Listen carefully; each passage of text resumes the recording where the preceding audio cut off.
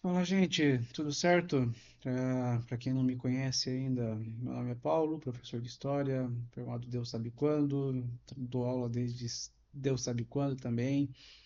Ahn, Já tenho uma experiência um tanto consolidada já na educação, principalmente na educação pública aqui do estado de Santa Catarina. E estou aqui, resolvi gravar alguns vídeos, né?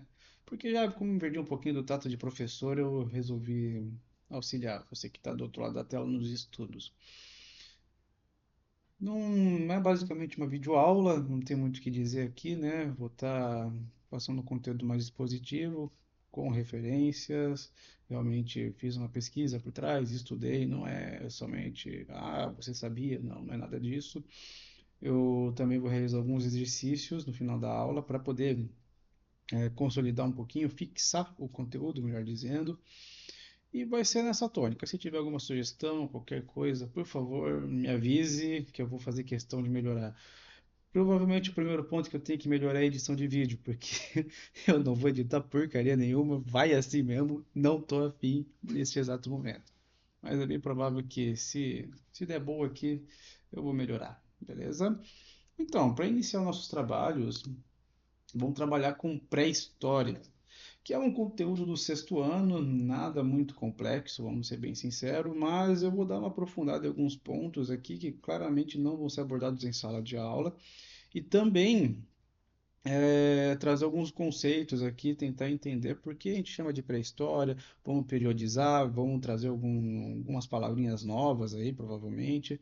Tudo isso a gente vai estar trazendo aqui nessa aula e no final vamos realizar três exercícios, beleza?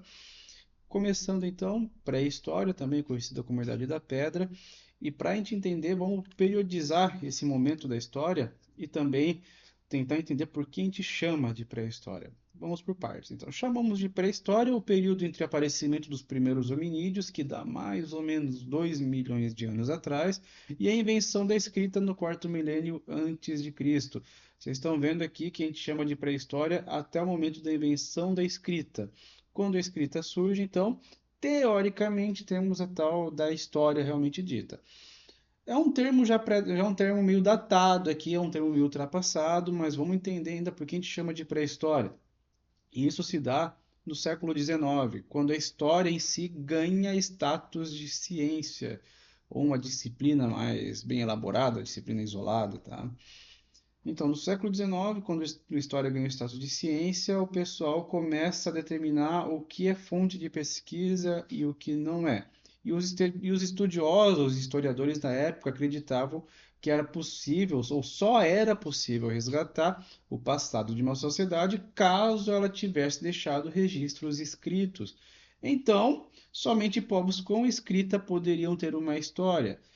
E aqui já temos um ponto de conflito, né? Porque temos muitos povos que não possuíam a escrita, que a gente vai chamar de povos ágrafos, como os povos indígenas aqui do Brasil.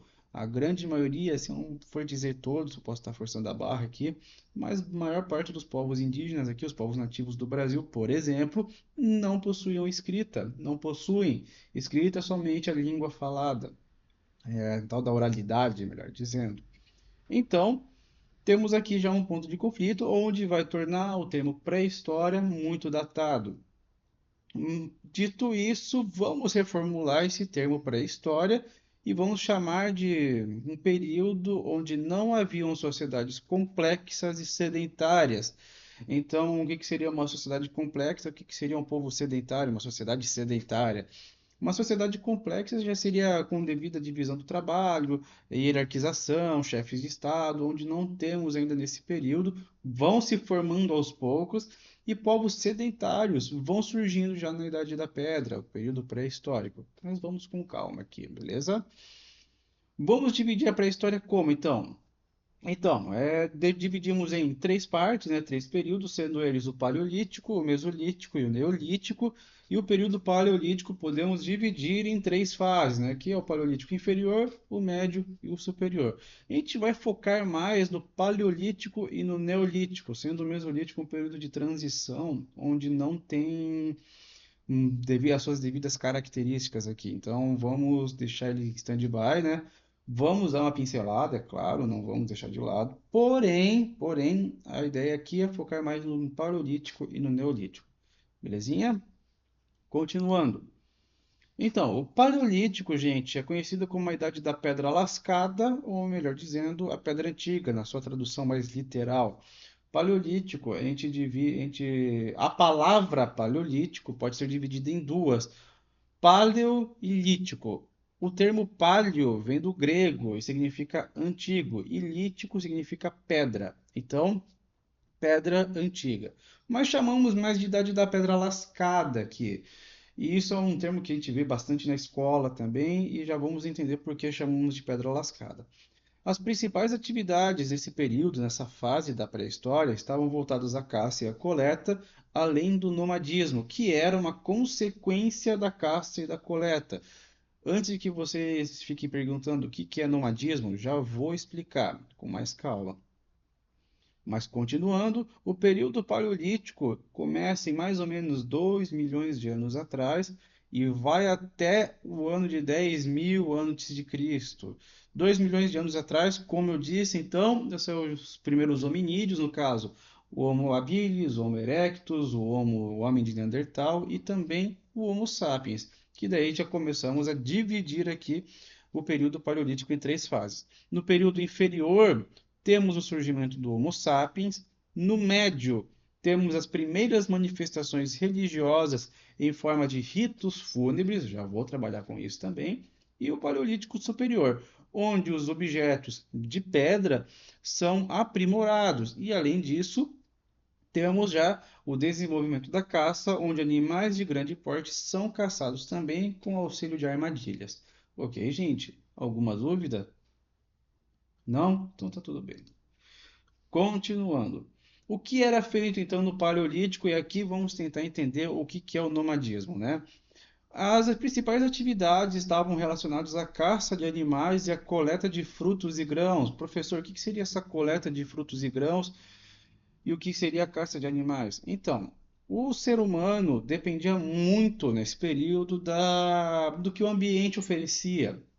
Então, se eu vou viver numa área, eu preciso muito reconhecer o que tem ao meu redor para eu poder sobreviver. É somente para a sobrevivência que a gente não tem nada de comércio, indústria, nada disso. Esquece isso.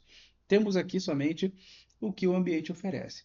A partir do momento em que o ambiente não oferece mais nada ao homem, ao ser humano, ele precisa se mudar, ele precisa se realocar para um lugar onde ele tenha animais, frutos, grãos para ele poder se manter, somente se manter. E aí vem o termo nomadismo.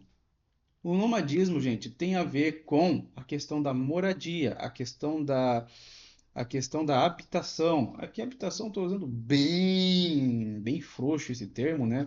Mas é onde o ser humano vai se manter. Se ele não consegue ficar num lugar por muito tempo a partir da necessidade de se manter, de sobreviver, no caso, ele se torna nômade. Simples assim, beleza? Então, o nomadismo aparece como uma alternativa para o ser humano subsistir ou somente sobreviver. E aqui entra a questão da economia coletora de subsistência, né? Já vamos falar sobre o fogo.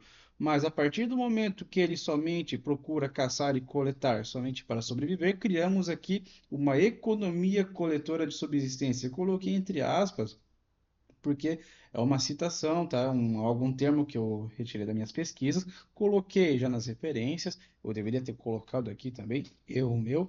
E ainda tem mais alguns erros que eu vi no material e eu não corrigi, mas então, a partir dessa questão de poder somente sobreviver, temos esse termo, economia coletora de subsistência, beleza? Além disso, nesse período, o homem aprendeu a controlar, ou até mesmo, melhor dizendo, dominar o fogo. E para que vai servir o fogo? Quais são as principais funções do fogo nesse momento? A questão da iluminação em si, não temos lâmpada nessa época, né? Eletricidade, né? Se eu voltasse no tempo, aparecesse com uma lâmpada lá, o cara me tacava uma lança no meu peito, né? Bruxaria, provavelmente.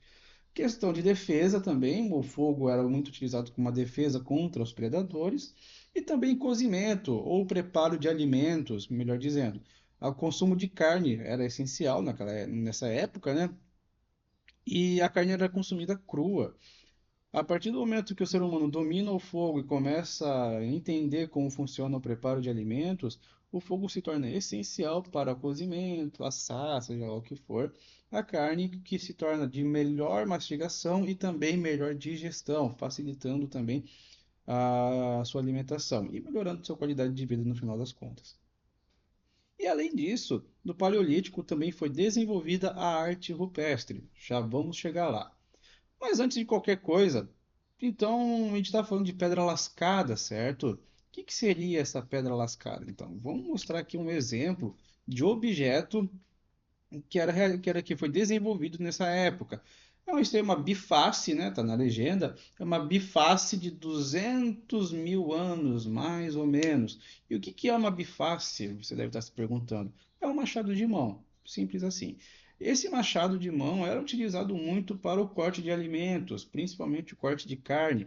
E vocês conseguem perceber que tem uma ponta, tudo certinho, claramente está desgastado já, né? E vocês percebem também que esse objeto foi feito a partir da lasca de uma pedra. Vocês percebem que é tudo devidamente lascado somente, e isso eram os objetos do dia a dia, do cotidiano do homem do Paleolítico. Beleza, gente? E também vale ressaltar aqui outro ponto, né? Lembra que eu falei para vocês que pré-história era um momento onde o termo datado, né, de que pré-história era um momento onde não havia escrita, né? Era um momento que não tinha somente povos ágrafos. Então, qual é a principal fonte de pesquisa desses povos que não têm escrita? Temos aqui um exemplo, um objeto. Um objeto é uma das principais fontes de pesquisa de povos que não possuíam escrita ou ainda não possuem, beleza? Continuando, a arte rupestre também, que eu mencionei anteriormente. A arte rupestre, gente, foi desenvolvida no Paleolítico Superior e tem como significado a arte sobre a rocha. E o que que é essa arte rupestre, então? É um amplo conjunto de imagens produzidas sobre suportes rochosos ou ao ar livre. O que que seriam esses suportes rochosos? Cavernas, grutas, geralmente. Mas também poderia ser feito em pedras, rochas também em qualquer ambiente, beleza? Haviam dois métodos de produção, que seria a arte rupestre gravada, a partir de remoção da superfície rochosa, talhar, basicamente, né? Mas já vou mostrar um exemplo de como funciona. E também a arte rupestre pintada. Já está meio que se auto-explica, né? Mas vou mostrar um exemplo também. E a arte rupestre poderia ter vários significados, ou até mesmo nenhum significado, que seria a arte pela arte. Porém, quando eu falo que não tem nenhum significado, tem significado ainda. Vai trazer, tanto é que é motivo, objeto de pesquisa até os dias atuais. Ou também pode ser considerado uma forma de comunicação. Como eu mencionei anteriormente, a gente está falando de povos que não possuíam escrita. E a partir do momento que eles não possuem escrita, torna-se necessário criar outras formas de comunicação. Na verdade, eles vão criando essas formas de comunicação. E uma delas é a arte, certo? Quais são os exemplos que eu tenho para vocês? Um exemplo é de uma arte rupestre gravada, localizada no estado do Amazonas, onde eu estou tentando entender ainda. Já olhei para essa imagem umas 5, 6 vezes e ainda estou tentando decifrar. Se você que está assistindo souber, por favor, me ajude. Esse material eu tirei do verbete do site do IFAM, que é o Instituto do Patrimônio Histórico e Artístico Nacional. Espero que seja isso. Continuando, temos aqui também uma arte rupestre pintada, né? Uma encontrada na França. E temos aqui animais sendo retratados. Então, a arte rupestre também tinha como significado, também tem como interpretação, a representação do dia a dia dos povos que viviam na região. Tem também essa explicação. São várias, na realidade. São várias explicações, vários significados, e a pesquisa acaba trazendo isso para a gente, e que não acaba essa pesquisa, sempre é aprimorada, ok? Além disso, gente, no período paleolítico temos também o desenvolvimento de ritos fúnebres, né? Melhor dizendo, enterramento de mortos. Antes de qualquer coisa, vale ressaltar que o homem em si é um animal, certo? E quando em tempos passados, muitos tempos passados, O homem, quando falecia, ficava no lugar lá mesmo, não tinha absolutamente nada que pudesse ser feito, ou nada que era feito na realidade, né?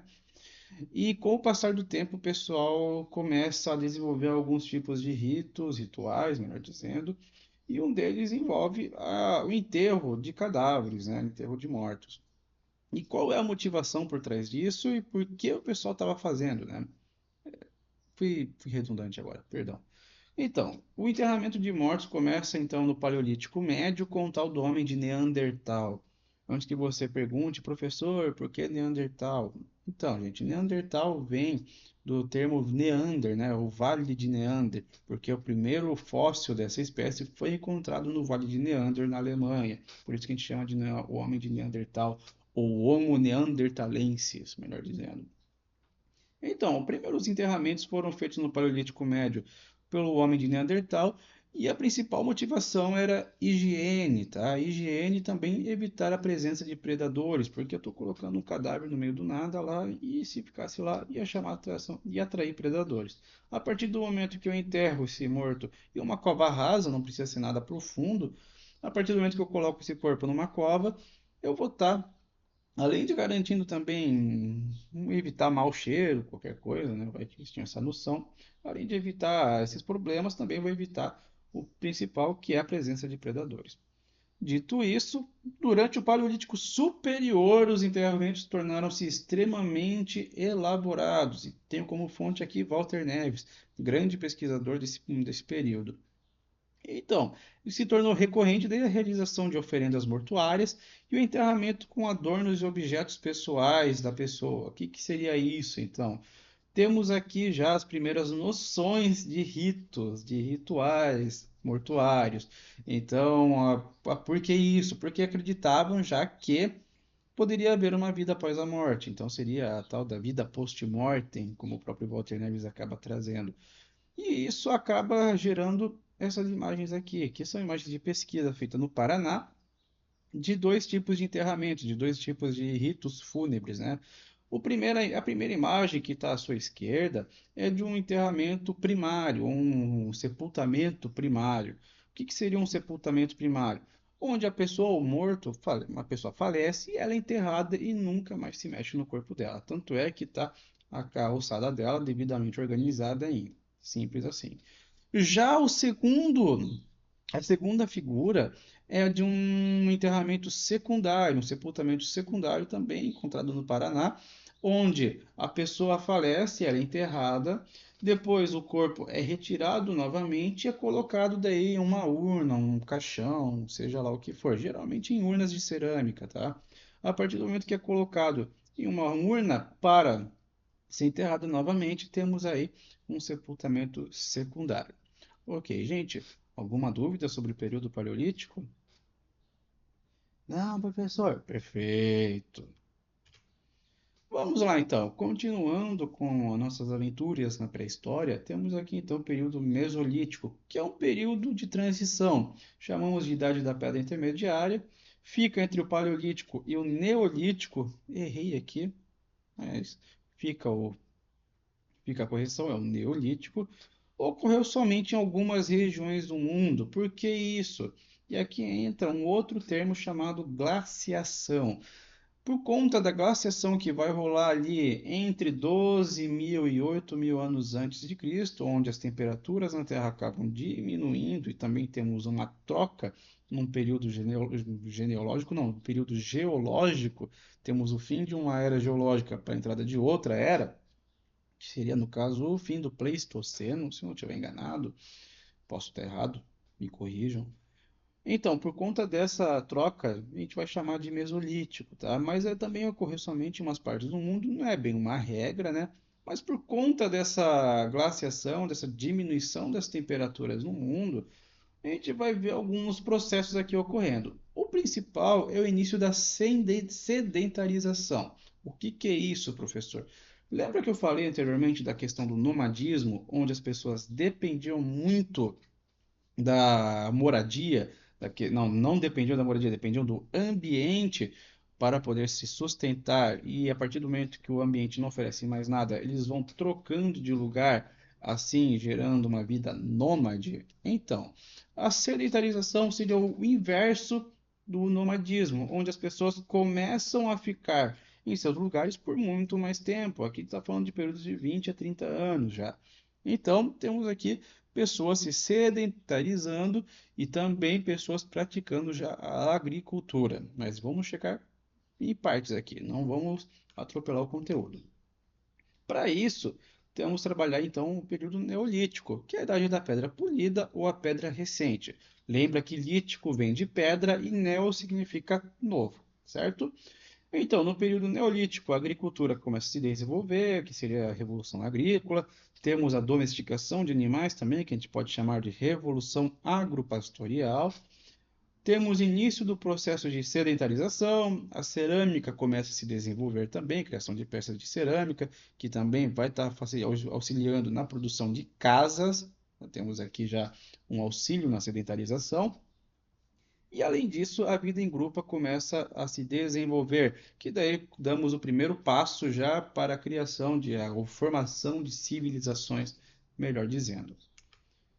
Então, quando a gente chama de idade da pedra nova ou da pedra polida, temos que entender por que a gente chama de pedra polida, né? E aqui temos alguns exemplos de objetos, artefatos que foram produzidos nessa época. E aqui temos exemplos de artefatos encontrados na China.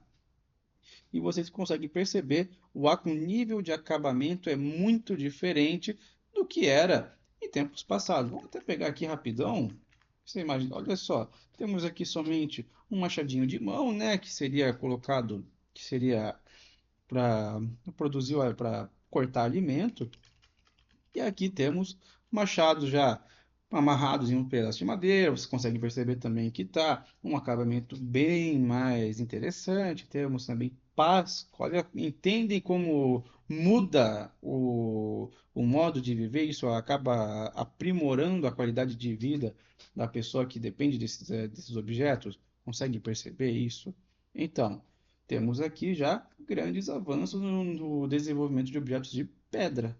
Temos pedra aqui sendo desenvolvida e depois ainda passamos por mais uma revolução ou mais uma grande mudança, né, que vamos chegar à idade dos metais.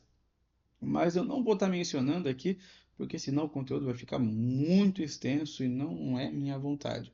Mas temos ainda a idade dos metais, que faz parte da pré-história também, mas também vai pegar o que a gente chama de idade antiga, ou antiguidade, melhor dizendo. Então vamos deixar de lado, porque vai acabar batendo o conteúdo, vai ficar meio difícil aqui, certo? Continuando.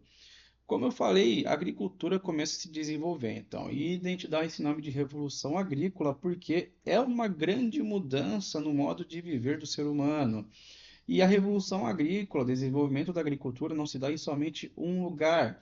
Temos fontes que vão trazer que a revolução agrícola ocorre ao mesmo tempo no Oriente Próximo, na tal da Crescente Fértil, eu poderia mostrar no mapa, fica mais fácil, né? No Oriente Próximo, no sul do atual México, América Central, China e também na ilha de Papua Nova Guiné, Oceania. As primeiras semeaduras aconteceram de forma acidental, né? Então, a partir da observação, o pessoal começa a desenvolver essa agricultura, né? Não é algo planejado, né? Tipo, chegaram lá 10 mil antes de Cristo lá, o pessoal fala, tô a fim de plantar algo. Não é assim que funciona. Então, com o passar do tempo, eles vão desenvolvendo essa agricultura, principalmente voltada a sementes, trigo e cevada, grãos no caso, né? E junto com a revolução agropastoral, a domesticação de animais, o homem passou a ter mais controle sobre as fontes de abastecimento para a sua alimentação, que é o primeiro passo, na verdade, o que facilita bastante esse processo de sedentarização, onde o ser humano começa a construir sua própria casinha, começa a ter uma moradia e temos também as primeiras noções de propriedade privada. Certo, gente? Fechando aqui então, né? Como eu falei, eu vou focar mais no Paleolítico e no Neolítico. Eu faço aqui um pequeno quadro comparativo, onde o que cada período acaba trazendo de novidade para nós. No período Paleolítico, então, o ser humano desenvolve a caça de animais e coleta de frutos, é nômade, basicamente ou majoritariamente nômade, né? ou absolutamente. Os objetos eram de pedra lascada, né? Tanto é que vem daí a idade da pedra lascada. E também, não menos importante, o ser humano começa a dominar o fogo, certo? Já no período neolítico, ao invés da caça e da coleta, a principal atividade se torna a agricultura, não excluindo a caça e coleta, que também pratica, mas em menor quantidade aqui. A sedentarização acaba se tornando basicamente uma regra já, né? Apesar ainda de que, com o passar do tempo, ele tem que se mudar de vez em quando, mas sedentarização aqui é um processo que começa a ocorrer no período neolítico. A cerâmica se desenvolve também com objetos de cerâmica, os animais são domesticados e também temos a formação de pequenos grupos de convivência que vão se tornando mais para frente, bem mais para frente, nas civilizações que vamos estudar mais adiante. Certo, gente? Temos aqui algumas referências, né? Temos Walter Neves, um trabalho de mestrado que eu fiz questão de pesquisar também, um livro da Caroline Bauer, que é História Antiga, e também o próprio significado de arte rupestre. Certo, gente? Continuando nossa aula, vamos fazer alguns exercícios para a gente focar no conteúdo aqui. Vamos, sim, professor, muito legal. Vamos lá, então. Vocês acho que vocês conseguem ler, né? Eu também consigo. Provavelmente no celular dá até para dar zoom, um tablet, sei lá o que vocês usam. Mas eu vou estar lendo com vocês e a gente vai realizar aqui três exercícios bem simples. Primeiro, a primeira questão, gente, sobre o termo pré-história e como a gente já estudou, fica mais fácil de a gente tentar entender o que a gente está querendo pegar aqui. Mas vamos ler o enunciado. A partir da metade do século XX, o termo pré-história passou a ser cada vez mais questionado por historiadores que, em seu lugar, têm utilizado o termo história dos povos sem escrita. Vamos tentar entender então por que história dos povos sem escrita, né? A gente chama de história A gente chama de história dos povos sem escrita aqueles povos que não possuíam nenhuma forma de grafia, né? A gente chama de povos ágrafos também, como eu falei anteriormente, povos ágrafos. E sobre o referido debate entre historiadores, é correto afirmar que o termo pré-história é rejeitado por quê? Então, como eu falei, a partir da metade do século XX, esse termo começou a ser questionado, foi desconstruído e a gente utiliza o termo história dos povos sem escrita somente, porque povos sem escrita também possuem história, que tem como principal fonte os objetos. Mas vamos ver aqui as nossas alternativas e tentar pesquisar aqui qual que é a melhor alternativa que se encaixa com o nosso estudo. Vamos lá, então. Letra A. Enfatiza a arqueologia e a paleontologia, cujos estudos dependem de custosas escavações e análises de fósseis.